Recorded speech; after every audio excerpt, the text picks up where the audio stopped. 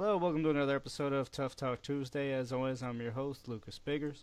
Alongside me will be Jules and Rob. And we do have a special guest tonight, Bobby Gunn. How's it going, Bobby? I'm doing real good. Thank you so much for having me on. Oh, pleasure having you.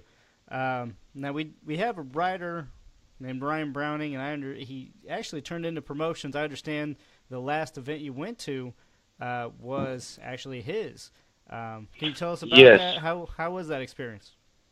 it was a great experience. Those guys do a class act job. Those guys are one of the best I ever worked with, and I really believe big things is going to happen in the state of West Virginia. A lot of big time things are going to happen, and the state commissioner you got there, I believe that he is one of the best commissioners in the country, and everything.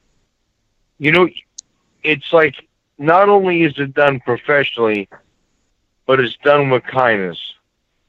In other states where I fought and boxed, the commissioners, officials, they're such ignorant and arrogant. And I got to tell you the truth, everybody involved with that event and the commission were the ultimate class act. All right. And I understand there's going to be some other big things going on in West Virginia here soon. Do you have any more information that you can release? I believe they're looking at a show. What I was told, June the 24th, a big announcement should be any day. They're gonna have a show, and I'll be fighting, and Don will be fighting. You know, Don, he fights top guy there, and Chris Sella will be fighting. My son Bobby Gunn Jr. will be fighting, and my nephew Henry Stewart, and also Scott Burt from the Bare Knuckle Boxing Hall of Fame, and Joe Cursill. They will be there. They're my two top guys, along with Big Joe Mack. It's going to be exciting. To be honest with you, we're looking to put a major fight there, and we're looking to put a huge event there too at the end of the year with a major superstar that I can't mention right now, but is going to really put West Virginia on the map for boxing. Oh man, I really wish you could give us more. I'm kind of foaming at the mouth for some more there. But we definitely wish you luck going forward here, Bobby. Just kind of talk about your past experience as far as those big fights. Who is overall the toughest fight for you? Which one was the toughest? I mean, you've definitely faced some legends. I'm a former cruiserweight world champion. I won the IBA world title in 2006. I fought Enzo Maccarelli, Thomas Adamek, James Toney, Glenn Johnson, and I just fought the great Roy Jones. But the pound for pound hardest puncher that I ever fought was a gentleman by the name of Shelby Gross. I fought him twice. The first fight was crazy. Actually, Teddy Atlas said it was the most controversial fight in modern day boxing history. And then the second fight, the first fight was declared a no contest. The second fight, I stopped in the third round. And he didn't have a bodybuilder physique, but that's what people understand. Boxing is not about a physique. Fight, some guys look like they can't tie their shoes, can fight 10 rounds. You know what I mean? So you can't go by that. But I fought the best. I had a great career. And I'm going to also looking forward. I'm going to be defending my bare knuckle world heavyweight title because I am the current only legitimate bare knuckle world champion. You know what I mean?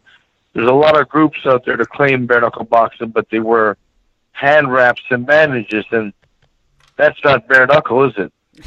No, that's something else You know, entirely. it's different. I mean, just common sense. It's different. But if you go to the dictionary and look up the definition of bare knuckle boxing, it clearly states no bandages or gloves. So, I mean, don't like a rocket scientist when you say bare knuckles should be bare fist. Otherwise, it's false advertisement and misleading the public. And we don't do that. I'm looking to defend my bare knuckle world title. We're talking to 6 major states in America. I can't mention their names right now. They want a sanction, and I'll be defending my title against a fellow by the name of Shannon Rich. So we have right now about 3 to 4 fights planned for me this year, and we're really hoping to have 2 of those fights in West Virginia, right backward on Huntington. Maybe a big area around there can hold a big coliseum. Maybe can hold 10,000 people for the big fight. We're hoping, and it's gonna go. It's really you have a lot of great talent there. You got a lot of good fighters in your state, and I believe that your state doesn't get enough recognition as it should be. There's a lot of good fighters there. All right. Take a step back. I know you said Bobby Gunn Jr. is going to be on the card too. I take it you've been to a few of his fights. Does it get you really nervous? Is it something that you dread going into it, or? My son has been fighting since he's been 5 or 6 years old and raised up into it, and he's 8-0 now as a pro with 6 knockouts. And to tell you the God's truth, this might sound a little psychotic, but I'm more nervous walking through a shopping mall than I am fighting. And my boy is the same way. Fighting does. We enjoy it, and it's just a part of our life. We're born and bred into it. And also, we'll be fighting on the card as a fighter that has been under my wing for the last 10 years, and he's really a good prospect. The boy's also a top bare-knuckle fighter. His name is Chris Sella. He just fought on the last card, the one I just fought on. And I just also like to give a little credibility to Mike Shanks, a matchmaker, and to my opponent, my last opponent, James Monroe, who took that fight on a 2-day notice because the original opponent pulled out. And, it doesn't make a difference what the fighter's record is, or any fighter that gets in there and fight, you have to give your heart out to them and give them respect. It's only the people that run them down. In all reality, the people that run fighters down never had a punch in the mouth in their life. No, and how I look at it, and there's always a lot of tough guys and guys that say this and guys that say that. I live right here in New Jersey, Rochelle Park, New Jersey, and there's 200-300 mile radius. I train in Patterson, New Jersey, and Ike Randy's. When I announce I'm going to fight, I'm going to be at that fight. All these guys that want to do this and that and why don't they show up and do something? Because they're fantasy. In reality, they're fantasy tough guys. So I don't even keyboard warriors. I don't even entertain them anymore. I don't even bother talking to them because I wasted so many years of trying to talk to fools. And I don't. The bottom line is, if I want a man, and I know he's going to be somewhere, well, I'm going to be there too. And to be the man, you got to beat the man. And when you challenge a man, you have to go where that man is. That's how it works. The man doesn't have to come to you. That's stupid. You don't make the rules up. The rules were here before I was born. It's called bare-knuckle boxing rules.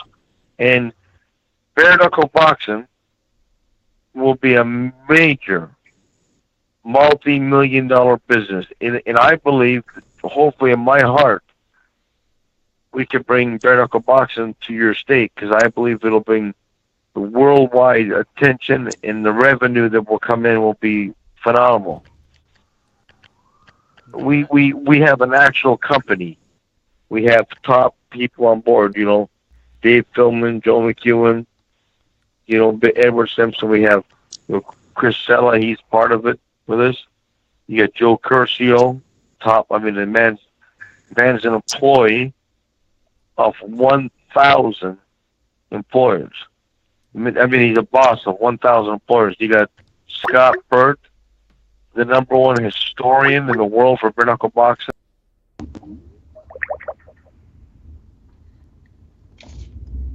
Are you guys still doing the show?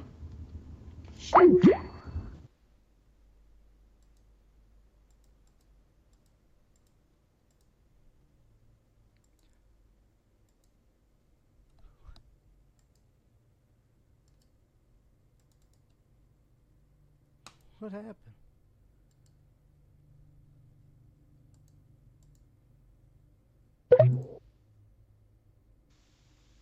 Thousands and thousands of dollars, hundreds of thousands of dollars have been invested in this to get it where it is right now. And make no, I promise you, my friend, this year you're going to see professional bare knuckle boxing go through the roof.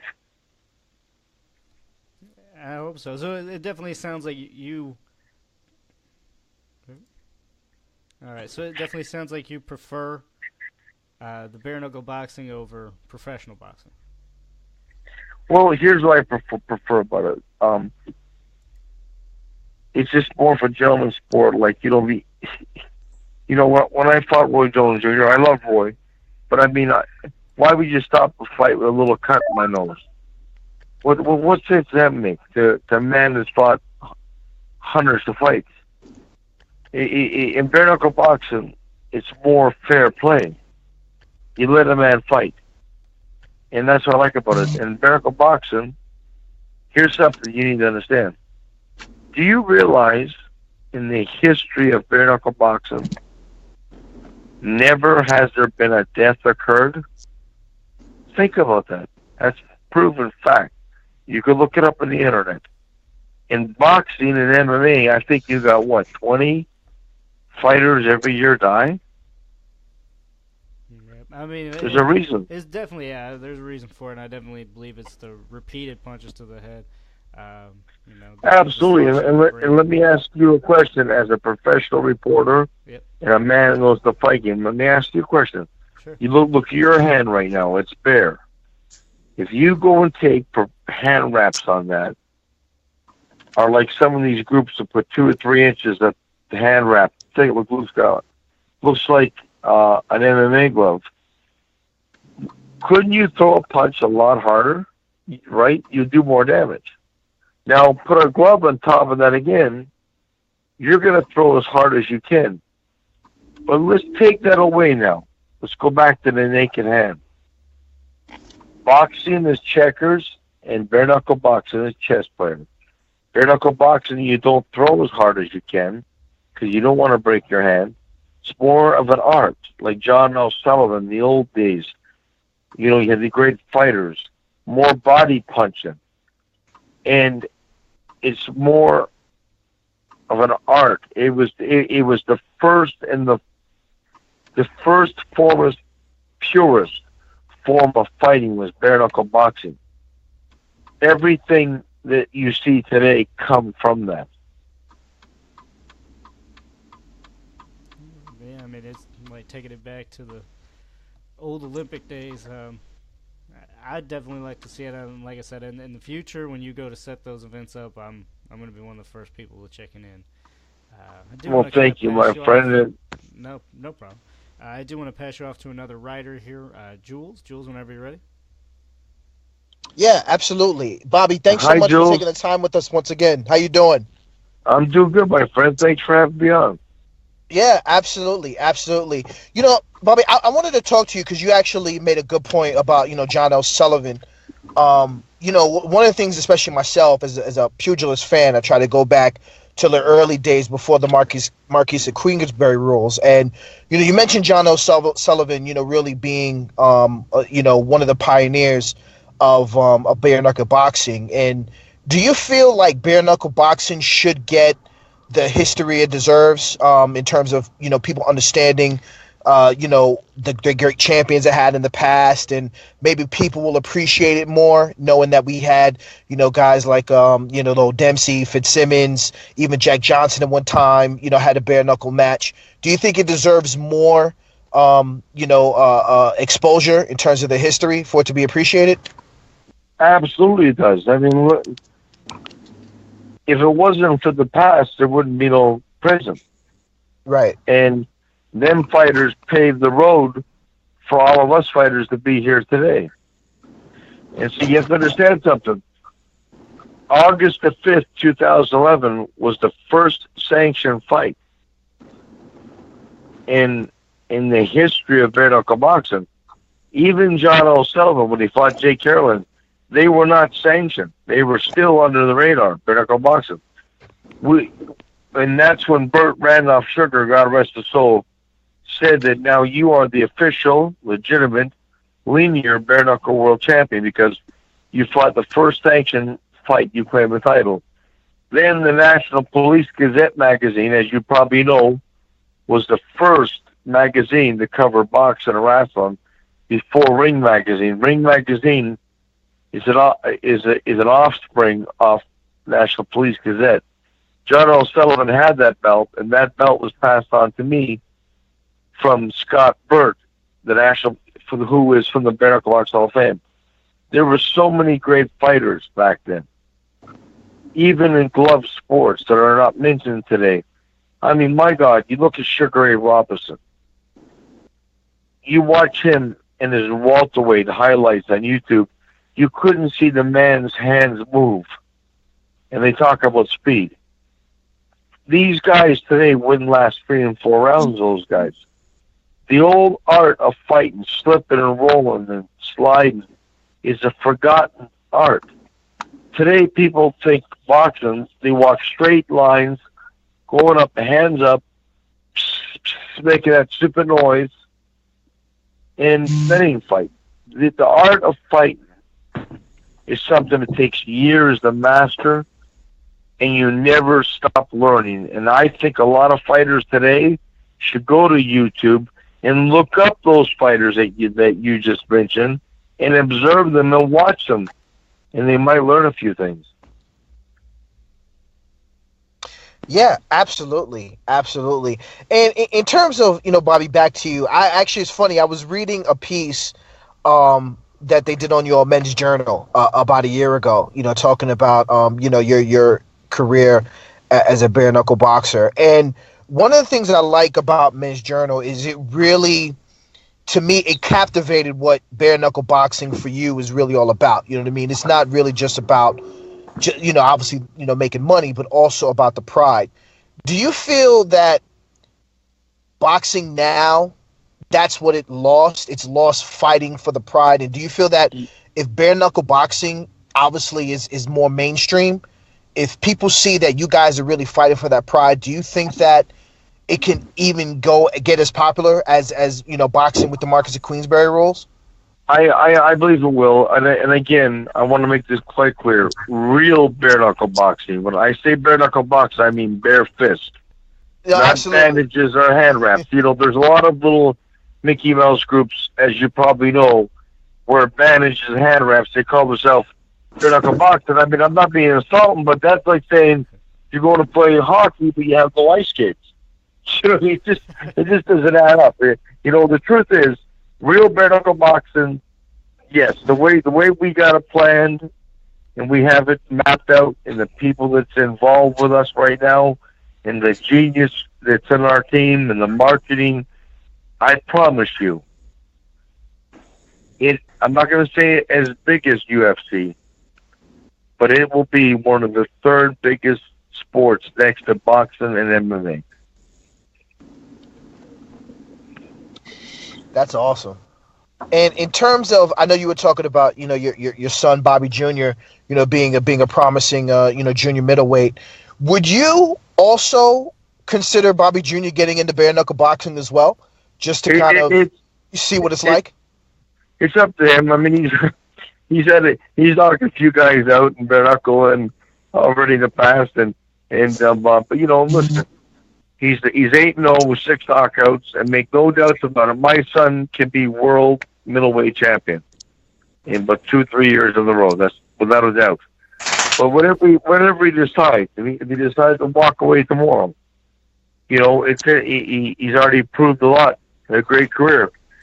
My father was a fight man. My grandfather before me was a fight man, and my great grandfather a fight man.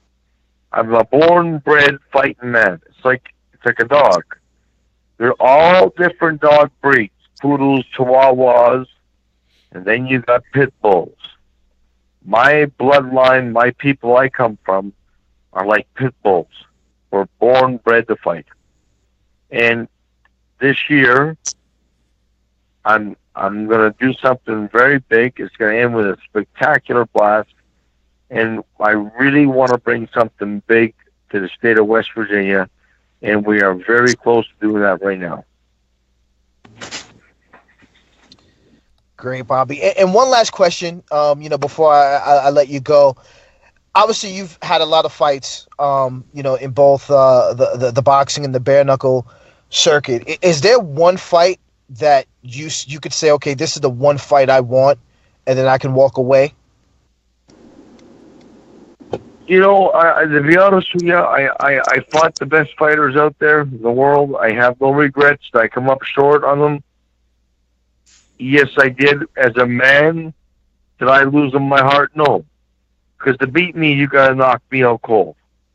You want to do a little, a bullshit stop as a referee, a little cut. That's a joke. I can cut me old self taking a shave. A little bit of blood.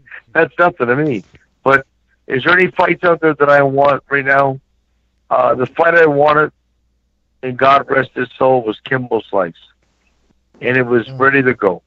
It was going to happen. And it would have put the sport of bare knuckle boxing on the map. Absolutely. But God rest him, and he's in heaven tonight. He's got a beautiful family. He was inducted into the Bare Knuckle Boxing Hall of Fame. His mother and his little daughter come to represent him and to receive his William Muldoon Trophy, an honor. If you know who William Muldoon is, he's the guy who trained John O'Sullivan.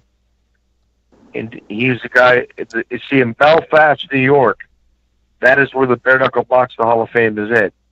If you ever do anything in life, boys, you need to go see the Bare Knuckle Boxing Hall of Fame. It's the actual barns where John O'Sullivan trained. It's the actual equipment that he used to train with. And there's no words can explain it. It should be a documentary made about the Hall of Fame itself. And the man behind the Hall of Fame, Scott Burt, and his wife Judy, the people are amazing. The town, Joseph Curcio, the Curcio family in Belfast, the people are amazing what they've done for the Hall of Fame. It absolutely is something you should put on your agendas and check it out. Absolutely, Bobby. Well, listen, those are all the questions I have. It was an absolute pleasure having you, and thank you so much for your time. Thank you, my pal. It was an honor talking to you. One last question for you. It's kind of a big weekend for professional boxing here. Canelo Alvarez is taking on Julio Cesar Chavez Jr. Any predictions for that fight for this weekend? In 1991, I was sparring with Chavez Sr. as he was getting ready for Meldrick Taylor. I was only 140 pounds, 45 pounds. And I remember his son will come in the gym as a baby. And I love Canelo Alvarez. I believe he's great. But I truly do believe in my heart on this fight here, if he comes in prepared and his mind is right, I think you'll see Chavez win. Because here's why. It's not just a fight. It's the pride of Mexico going in this fight. The country is on both of these young men's shoulders. And I believe this fight could be candidate for Fight of the Year. But me, I love Alvarez. He's my favorite. But in my heart, I'm going with Chavez. All right, and I believe Jules has one more question for you. Actually, Bobby, you know what? I do. I know I said I would let you go, but bare knuckle boxing, I've always been intrigued by it. As I said, about going in the history of it, and I'm using this example because I remember Mike Tyson had a bit of a scuffle with Mitch Green, and he had actually messed up his hand. And one of the things that I was always intrigued about was, you see guys they train in the sport, and obviously they have all this protection, and sometimes they hurt their hands even in a fight. And with bare knuckle boxing, you don't really see that too much. You don't see guys getting hurt. Like, you've never heard John O'Sullivan, well, from my knowledge, pull out of a fight because he hurt his hand, right? Because he was fighting bare knuckle, and obviously with you. So does it hinder a lot of the fighters having that protection? Like, do they learn how to punch correctly? Because it seems like bare knuckle boxing, you guys punch without injuries. Bare knuckle boxers' hands are harder than regular boxers because we train bare fist. Like, I'll punch the bag bare fist, and you develop the cartilage. And I'll take a bucket of rice, regular rice, not cooked but hard. Take my 2 hands and stab it in that bucket like a spear, and squeeze my hands and open them back up and strengthen all the tendons and ligaments that you normally would never strengthen. And also, remember this, you don't throw as hard as you would with hand wraps on or gloves. That is why in boxing and MMA, there's 20 fighters a year or more getting killed. And I also want to make this for a record. There's a lot of groups out there that wrap their hands. I mean, listen, I'm not picking on them. Just Google them. You can look at their hand wraps, 2 inches thick. There is going to be a death when I tell you somebody's going to die because they're punching a lot harder. Bare knuckle boxing is an art. You pick your shots, you choose your shots. More body punching. You don't throw as hard, so you don't want to shatter your hand, but plus your hand's a lot stronger. But there's a lot of groups out there that are not really bare knuckle boxing. They claim to be bare knuckle boxing. And that's going to put a hindrance, a black eye on the sport. Because you mark my words, I believe there's going to be a death that comes out of it.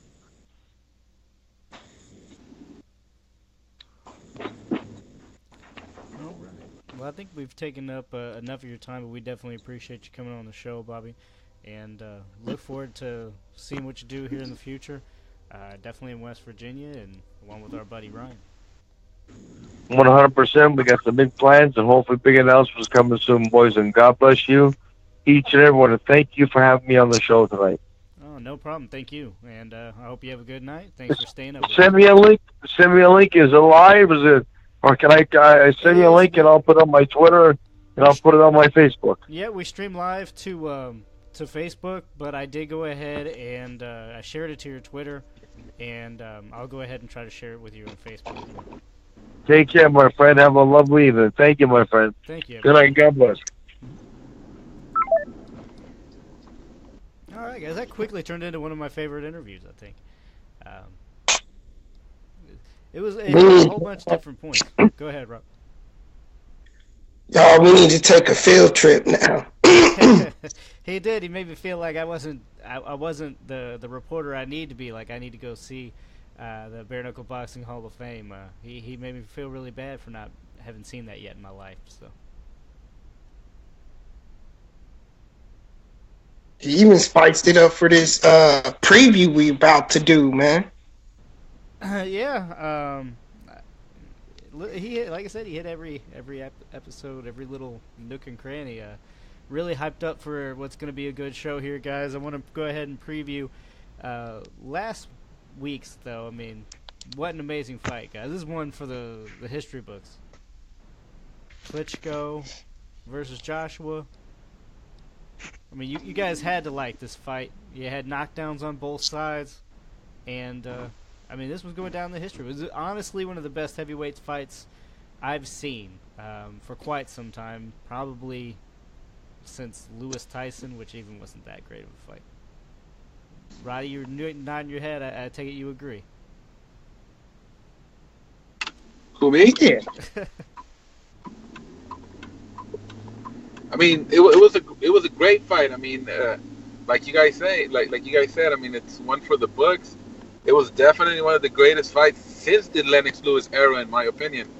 I mean, Lennox Lewis was one of my favorite heavyweight champions, and during that era, I mean, the heavyweight division was popping, you know. And I mean, that Klitschko and Joshua fight just kind of brought me back to those days. It was Klitschko, man. You know what? I gotta be honest. You know, I was talking shit last week saying that Joshua was gonna knock him out within 4 or 5 rounds, and Klitschko, man, my hats go off to him, and I apologize for even like trying to belittle his skills, his legacy, and everything. I mean, he proved it. I mean, he proved it yesterday.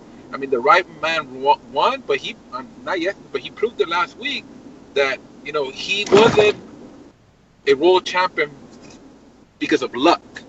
You know, he took Joshua to the trenches, the younger man, the stronger man probably, and he tested him. He put him in a position where I started thinking, like, fuck, Klitschko's gonna take this fight.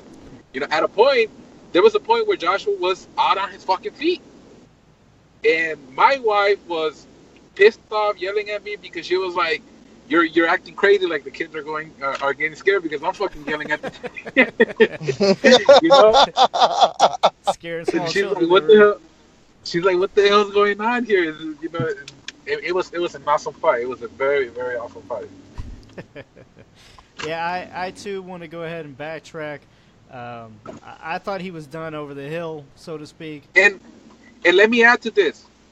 Keep in mind that I didn't see the fight live. That's how excited I was. I had some shit to do, and I saw it recorded at I DVR'd it. I saw it at home late at night, and I already knew who was the winner. I already knew the outcome, but like in my mind, I just blanked out, and I was like, I'm watching it live, and it was an awesome fight. Yeah, I actually turned notifications off for our group message for heavy bag boxing, and waited to see it myself. Unfortunately, I did see who won ahead of time, but I didn't know when or how or anything else. All I knew was that Josh won. So, and it was still one of the better fights I've seen this year, and it could definitely still go down as fight of the year this year. I mean, there's been a lot of good fights, but I think it's definitely up there at the top. I'm going to ask one difficult question about this fight, and I'm going to give it to Jules. Because of the lack, like we said, this is kind of the most exciting heavyweight fight since the Lennox Lewis, Mike Tyson era. Is that saying and that proving that he kind of grew up, that he was fighting during kind of a weak era? You mean Klitschko or Lewis? Klitschko. Because, I mean, that's a long time without a really good heavyweight fight, guys. You know what, Lucas? I'm going to be honest with you, and I'm going to, first and foremost, Rudy, I'm going to do what you did. I'm definitely going to backtrack because I also expected Klitschko to get crushed, by Joshua. Lucas, I'm honestly, I would say yes and no, because, he had fights with, Samuel Peter, the Nigerian Nightmare. I remember when Samuel Peter was thought to be the biggest, baddest guy in the heavyweight division. And, it looked like he was when he knocked Klitschko down, I think 2 or 3 times in that fight. And Klitschko ended up pulling off the win and really coming up from the canvas to win the fights. But we also have the cases where he was dropped by Layman Brewster. He was knocked out by Corey Sanders. And, in terms of his career, to fans, they can check it out at heavybagboxing.com. I wrote a piece on that in terms of examining his career. And, Lucas, you can say that the division wasn't as strong as it used to be. That's affirmative. Was it weak? God, it really depends. We had intriguing heavyweights during Klitschko's reign, but we didn't have any heavyweights like we're seeing now. As you said, the Joshuas who just fought and had a very valiant effort. Deontay Wilder. You know what I mean? Now we got Joseph Parker in the mix. We're seeing more intriguing heavyweights than we did during the Klitschko era. And I think that's what makes it interesting. And also remember, the thing that really factored in we saying that Joshua would crush Klitschko was because we felt he was kind of over the hill. And that is another thing we have to take into consideration. Klitschko during that era was in his prime. You know, he was in his prime and he was dominant the way that champions are supposed to be. And I think sometimes we kind of mistake dominance with, you know, being boring or having a weak competition. And sometimes it's not even like that. So to stop beating around the bush, was it a weak era? It was weaker than previous eras, but in my opinion, I don't think that Klitschko was a weak champion. I just think he was so dominant that everybody else just wasn't on his level until now because he's past his prime. Yeah, I can see what you're trying to say there. I think it's a little bit of both. Maybe no exceptional fighters up until now, but even the decent fighters, you know, he ran through them and made them look really bad. I don't think it speaks anything on bad upon Klitschko at all. I mean, Klitschko obviously is going to be into the Hall of Fame. There's absolutely no doubt about that. He had the belt for a damn decade. I mean, he's solidified his place, but same point, I think, you know, if this fight happened earlier, possibly Klitschko wins. If Klitschko was more in his prime, it's hard to say. But definitely, let's move on to this coming weekend. I mean, the overall card, guys, for once, is really good. I mean, we were talking about pay-per-views, how they're not stacked anymore, and we got to admit, this one's stacked from top to bottom. It's a good Absolutely. card. And the return of Matisse, I mean, who doesn't love Matisse? The problem is he actually going to be back in full form? I have my doubts. Rob, something tells me you're picking Taylor on that fight. Absolutely. Do I know my team or do I know my team? Yeah, absolutely, Lucas. Emmanuel Taylor is tough, though. He's a tough I'm not fighter. speaking bad upon Taylor at all. I think Taylor definitely has a good fight or a good chance in this fight too. Go ahead. I'm sorry. No, you're right. And Matisse's had wars, man. He's had too many wars in his career. And with Taylor, this is the type of fighter that, you know, he's reserved, he's good, he's a good clean boxer, clean puncher. So it just spells trouble for Matisse. I just can see him trying to make a huge comeback again and really this fanning out to be possibly just his last hurrah. Definitely, I foresee that, but it's sad to see him go. I mean, he has gave us so many wars. I really hope he's not all used up. Part of me wants him to be back and back in full force. But I also have my reservations on it. But that's one of the fights I'm really looking forward to in the undercard. David Lemieux is also going to be featured on the undercard. But we are kind of running short on time. We spent a lot of time with Bobby Gunn. So I want to jump right into this main event, guys, and kind of give our predictions, see how that fight's going. We all know now that Chavez made weight. Now, Jules, you said you believe that Canelo's still going to outweigh him on fight night. Personally, I think you're crazy. I think Chavez is coming in about $190, maybe a deuce myself. That's what I believe.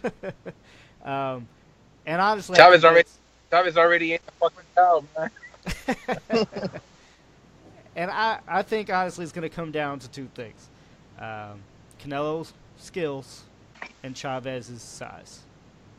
Those are the two things that it's really going to come down to in this fight. You got Chavez, who's 6'1", where Canelo's only 5'9", and he's got a reach of 73 inches to, I believe, Canelo's only 70 or a little over. So you've got a big size there. I know we've seen things where they're saying that the size isn't going to matter or they'll weigh the same. You fight a guy that's got, a few inches on you, trust me, it'll matter. Just punching up all night itself will wear you out. Unfortunately for Chavez, though, he does not use his size to his advantage. He doesn't box on the outside. If anything, he actually leans over and gives away his height advantage.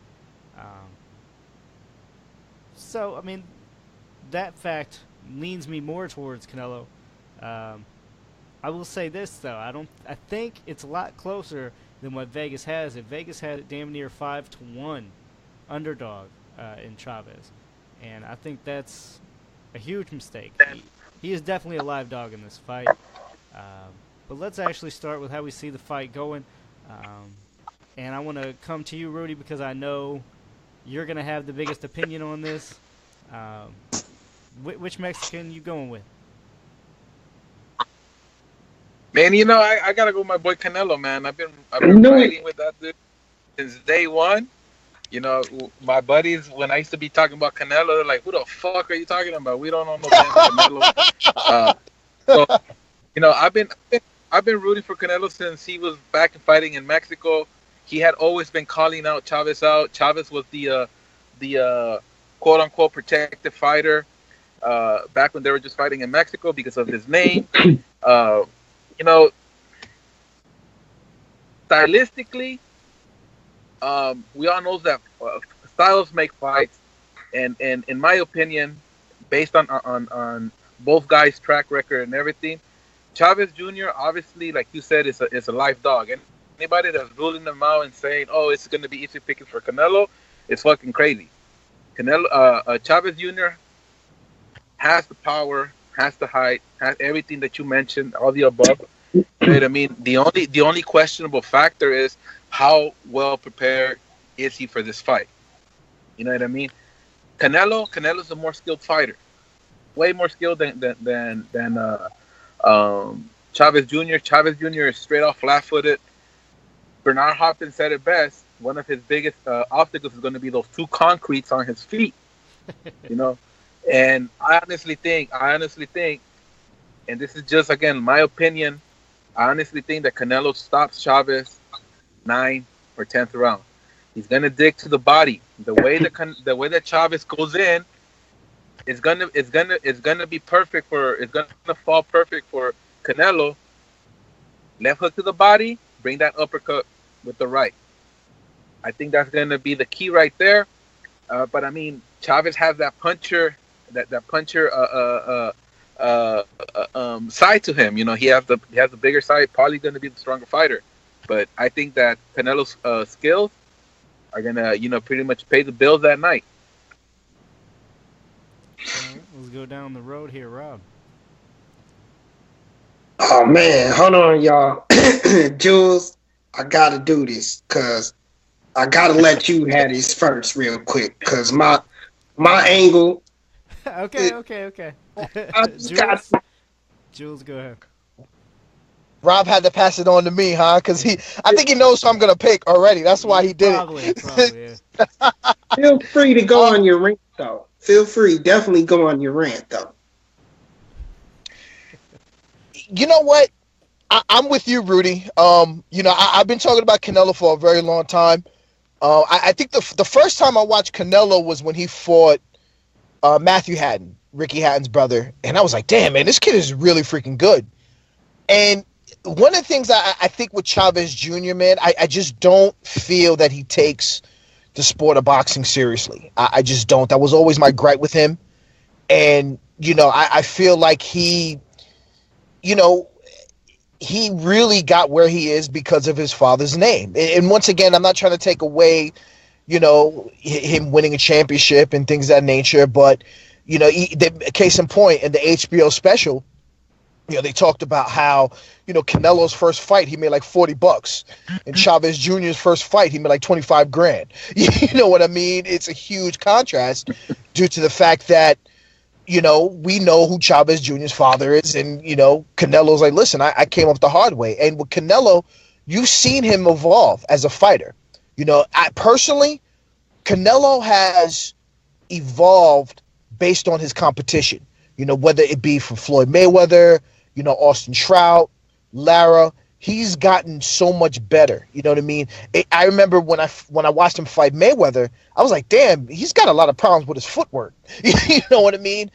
And, you go from that into the way that he fought Cotto. Really good footwork, really good movement, using angles side to side. I was like, holy shit, this guy has really improved in a 2-year span. And I feel personally, Chavez Jr. is not going to be able to deal with that. I think Canelo just has more tools.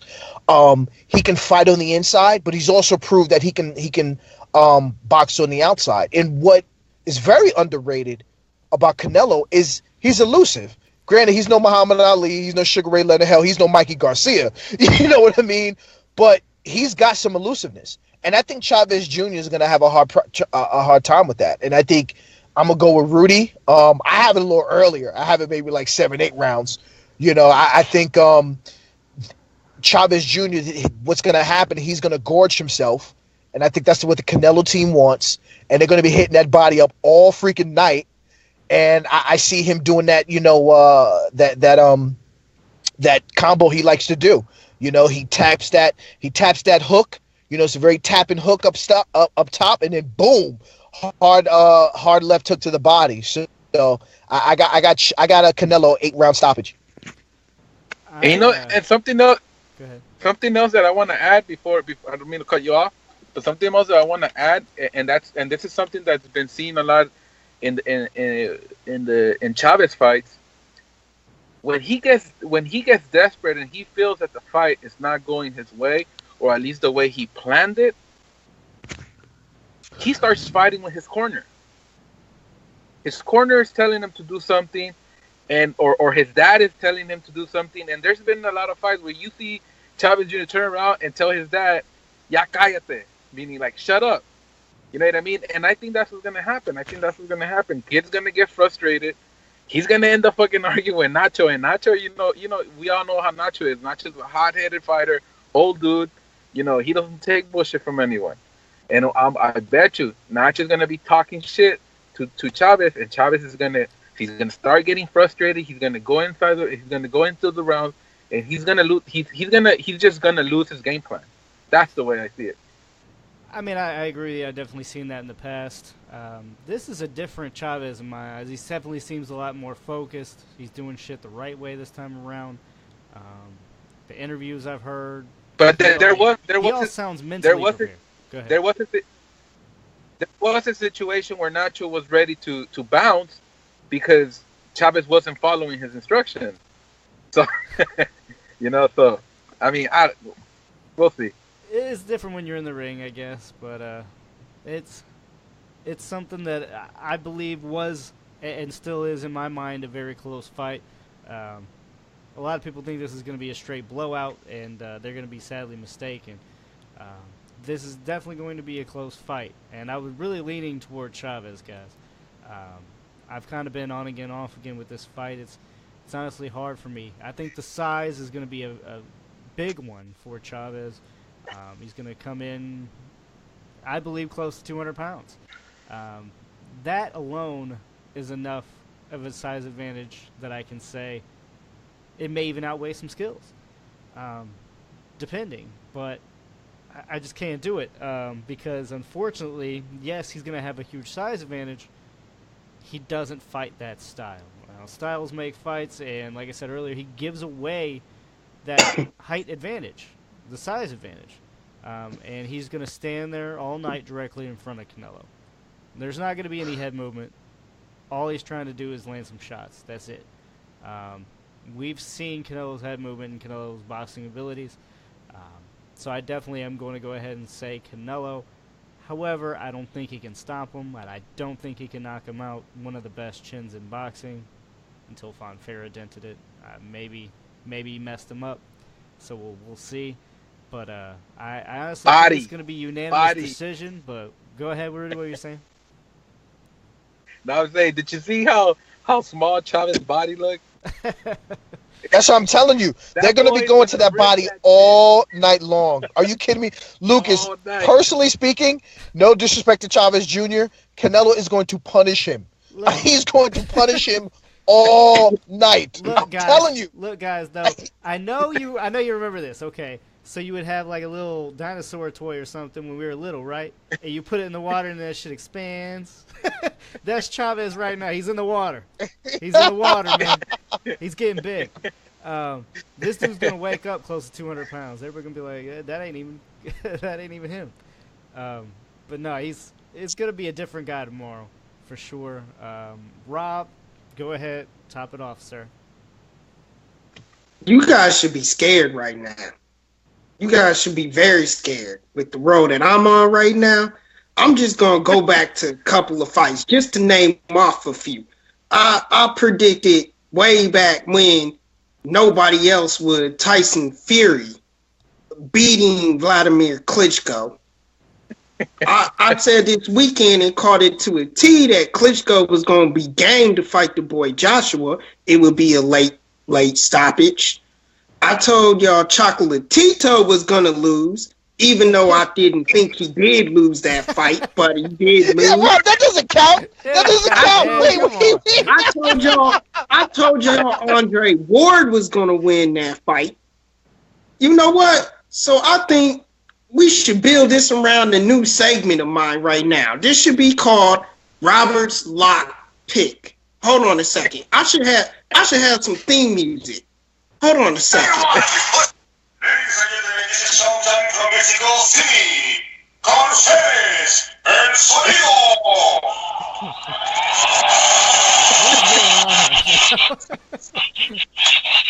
Oh my gosh.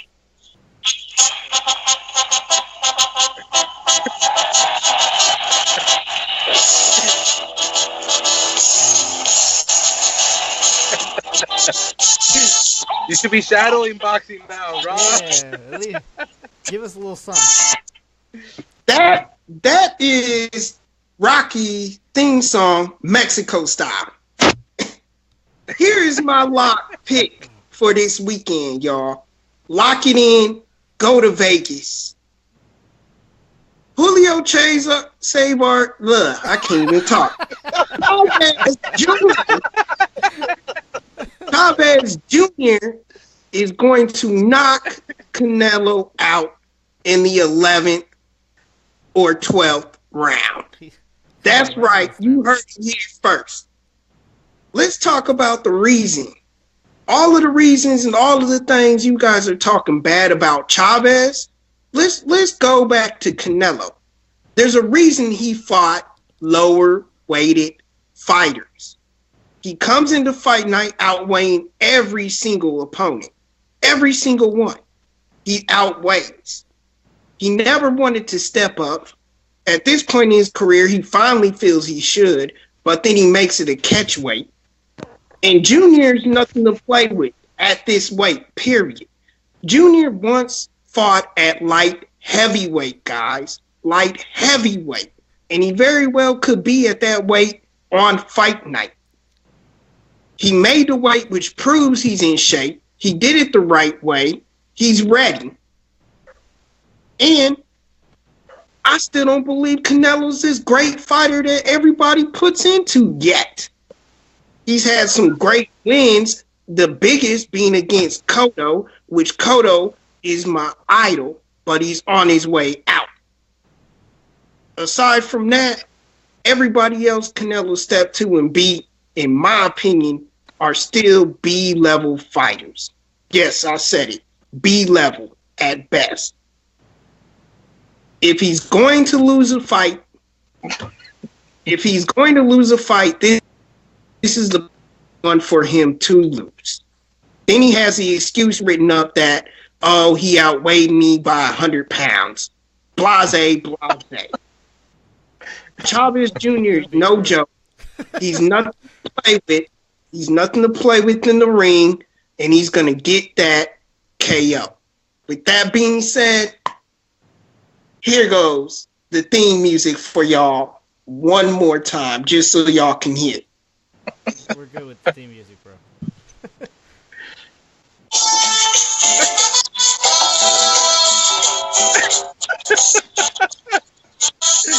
This thing got a cumbia version.